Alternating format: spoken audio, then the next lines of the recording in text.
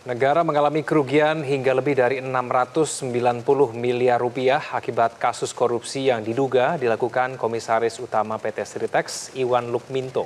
Kejagung menetapkan Iwan dan mantan dua petinggi bank pemerintah dalam kasus dugaan korupsi penyalahgunaan dana hasil kredit.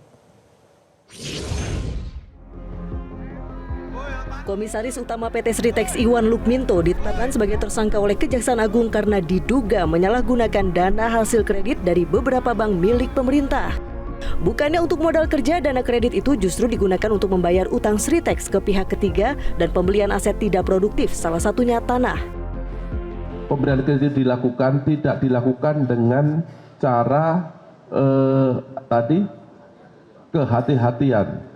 Harus ada syarat-syarat yang harus dipenuhi, tetapi ini diabaikan oleh pemberi kredit.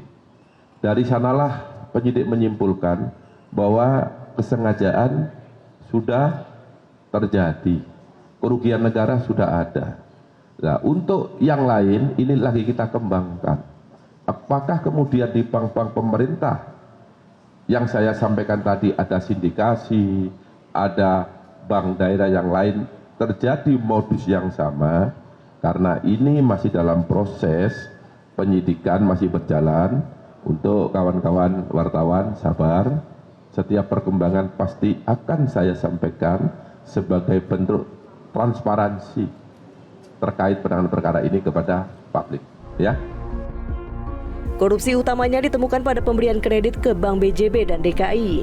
Sritex berutang ke Bank BJB sebesar 543,98 miliar rupiah dan 149,7 miliar rupiah ke Bank DKI. Sehingga total hutang 692,98 miliar rupiah dihitung sebagai kerugian negara.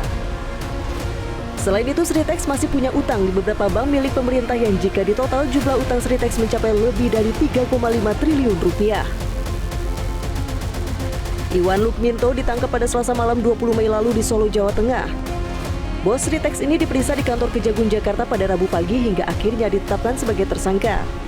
Selain Iwan, dalam kasus korupsi ini Kejagung juga menetapkan tersangka terhadap Dirut Bank DKI tahun 2020 Zainuddin Mapa dan pimpinan Divisi Komersial dan Korporasi Bank BJB tahun 2020 Diki Syahbandinata. Tim Liputan Metro TV. Jelajahi cara baru mendapatkan informasi. Download Metro TV Extend sekarang.